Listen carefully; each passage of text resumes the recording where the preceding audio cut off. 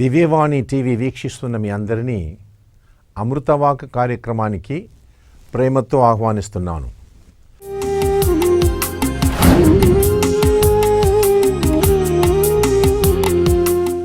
ఈ దినము ఒక కుటుంబము దృఢముగా ఆరోగ్యవంతముగా ఉండాలంటే దానికి కావలసిన లక్షణములు ఏమిటి అనే విషయం గురించి మనం తెలుసుకుంటాం.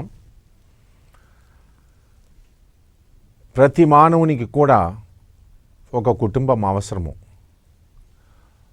కుటుంబం లేకపోతే మానవ జీవితానికి అర్థం లేదు, విలువ లేదు. కానీ మన సమాజంలో ఈరోజు కుటుంబములను గురించి మనం ధ్యానిస్తుంటే అనేక కుటుంబములు చెల్లాచెదరైపోతున్నాయి. కుటుంబంలో ఎప్పుడు చూసినా సమస్యలు, గొడవలు. ఈరోజు ఒక కుటుంబము దృఢముగా ఉండాలంటే, ఆరోగ్యవంతంగా ఉండాలంటే మనం చేయవలసిన అంశాలు 3. ఆ 3 అంశాల గురించి మీతో కొన్ని విషయాలు చెప్తాను. మొట్టమొదటగా ఒక కుటుంబం ఆరోగ్యవంతంగా ఉండాలంటే, దృఢమైన కుటుంబంగా కలిసికట్టుగా ఉండాలంటే మొట్టమొదటగా ఆ కుటుంబము దేవునికి అంకితమై ఉండాలి. స్పిరిచువల్ కమిట్మెంట్ అని అంటారు. దేవునికి ఆ కుటుంబము అంకితమై ఉండాలి. ఆ కుటుంబం మొత్తం కూడా దేవునికి అంకితమై ఉన్నట్లయితే ఆ కుటుంబము దేవుని ఆశీర్వాదములు పొందుతాయి. బైబిల్ గ్రంథం నుంచి కొన్ని ఆధారముతో కొన్ని విషయాలు, ఆ తర్వాత సమాజంలో ఈరోజు మనం చూస్తున్న కుటుంబం నుంచి కూడా కొన్ని ఉదాహరణలు తీసుకొని ఈ విషయం గురించి మీకు తెలియపరుస్తున్నాను.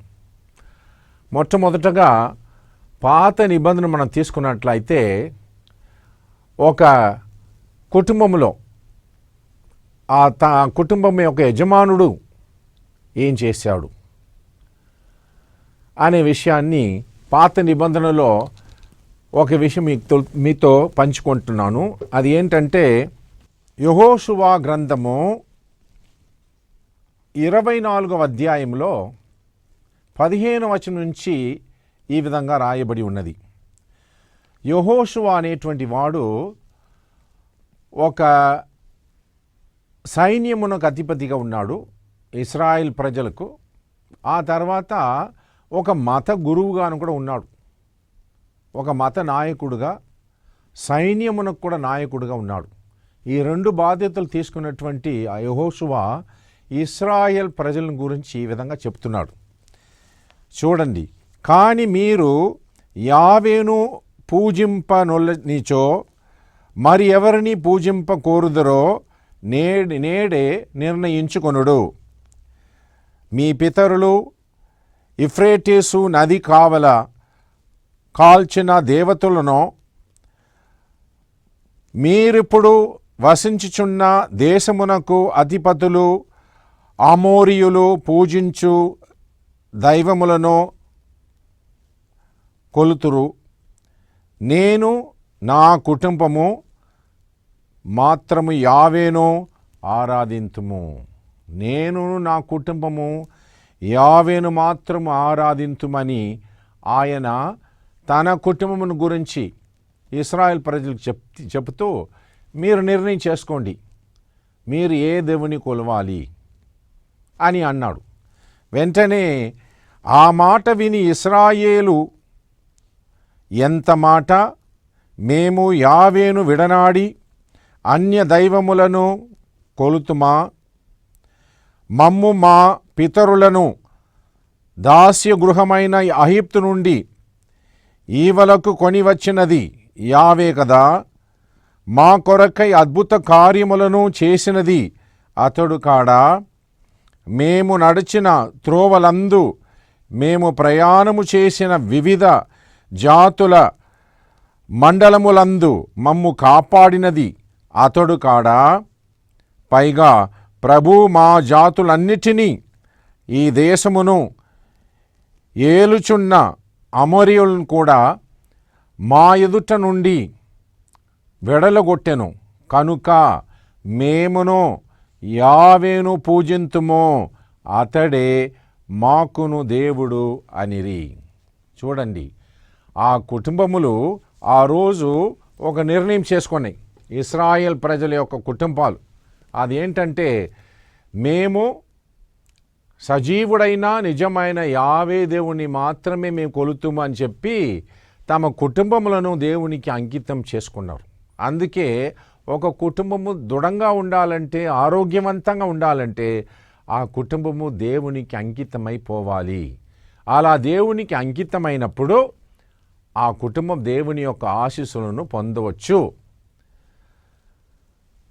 అమెరికా దేశంలో ఒకసారి ఒక పరిశీలన చేశారండి. ఆ పరిశీలన ఏంటంటే, 2 కుటుంబములను మాత్రం వారు తీసుకొని ఆ కుటుంబంలో ఉన్నటువంటి ఆ యజమానుని గురించి, ఆయన తర్వాత వచ్చినటువంటి సంతతిని గురించి ఒక స్టడీ చేశారండి. మ్యాక్స్ జూకెస్ అనేటువంటి ఒక ఆయనకి దేవుడి మీద విశ్వాసం లేదు, ఆయన దేవుని నమ్మలేదు. ఆయనకు పుట్టినటువంటి పిల్లలు, కొడుకులు, కూతుర్లు, ఆ తర్వాత వాళ్ళు పెళ్లి చేసుకొని వాళ్ళకు పుట్టినటువంటి పిల్లలు, ఈ విధంగా కొన్ని తరతరముల నుంచి కూడా వాళ్ళు చూసినప్పుడు వాళ్ళు కనిపెట్టేది మొత్తం ఆ కుటుంబం మనకు ఇంచుమించు ఒక 1000 మంది ఉన్నారన్నమాట.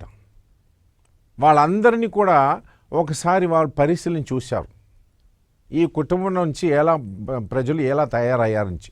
ఆ విధంగా చూసినప్పుడు చూడండి, వారసత్వం నుంచి వచ్చినటువంటి ఈ యొక్క సర్వే, దాంట్లో ఈ 110 మంది 1110 మంది ఆ కుటుంబం చెందినవారు, వారిలో 300 మంది చిన్న వయసులోనే, అంటే టీనేజ్లోనే చనిపోయారంట, 300 మంది. ఆ తర్వాత ఇంచుమించు ఒక 100 మంది నేరస్తులై చెరసాల్లో తమ జీవితం గడిపారు, 100 మంది పైన.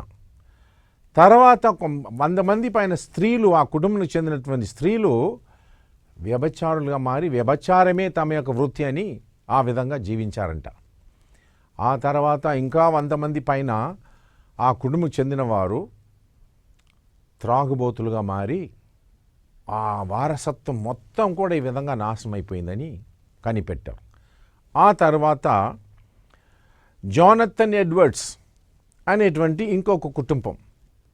జానథన్ ఎడ్వర్డ్స్ అనేటువంటి వాడు దైవభక్తి కలవాడు, విశ్వాసం కలిగిన వాడు. అతని యొక్క వారసత్వమును చూశారు.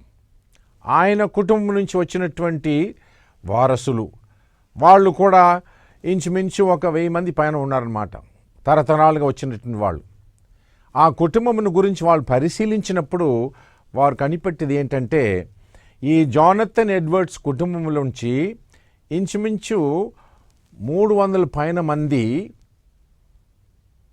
బోధకులుగా మారిపోయారు, దైవ వాక్కును ప్రకటించే బోధకులుగా మారిపోయారంట.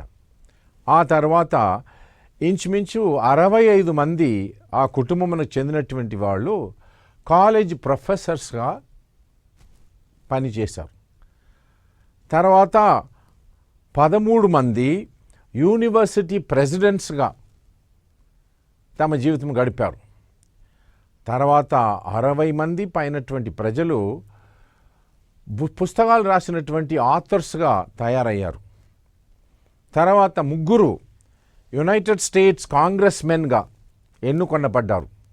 వారిలో ఒకరు కూడా వైస్ ప్రెసిడెంట్ ఆఫ్ USA అనే పదవి కూడా వచ్చారంట.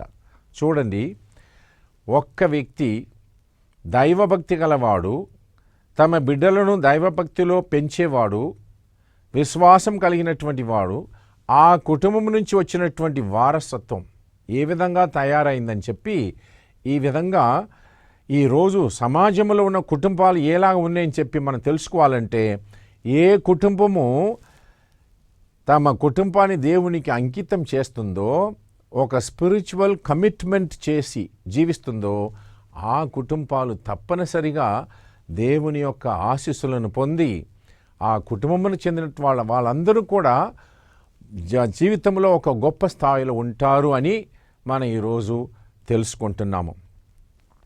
అందుకే మనం ఈరోజు నా కుటుంబం ఏ విధంగా ఉందని ప్రతి ఒక్కరు అడగాలి. నీ కుటుంబ పరిస్థితి ఏమిటి? నీ కుటుంబం ఈరోజు ఏ విధంగా ఉన్నది? నీ కుటుంబం దేవునికి అంకితమైనటువంటి కుటుంబంగా ఉందా, లేక మీ కుటుంబంలో నుండి వాళ్ళు దైవభక్తి లేకుండా ఉన్నారా? అసలు కావలసినది దేవునికి అంకితమైనటువంటి దైవభక్తి కలిగినటువంటి వారుగా, దేవుని మీద విశ్వాసం ఉన్నటువంటి ప్రజలుగా ఆ కుటుంబంలో ఉంటే వారు తప్పనిసరిగా దేవుని ఆశీస్సులను పొందుతారు. అందువలన దృఢమైన కుటుంబము, ఆరోగ్యవంతమైన కుటుంబం అంటే దానికి కావలసిన మొదటి లక్షణము దేవునికి అంకితమై ఉండాలి. ఇంకా 2 లక్షణాలు ఉన్నాయి. దాని గురించి ఒక చిన్న బ్రేక్ తర్వాత చూస్తాం.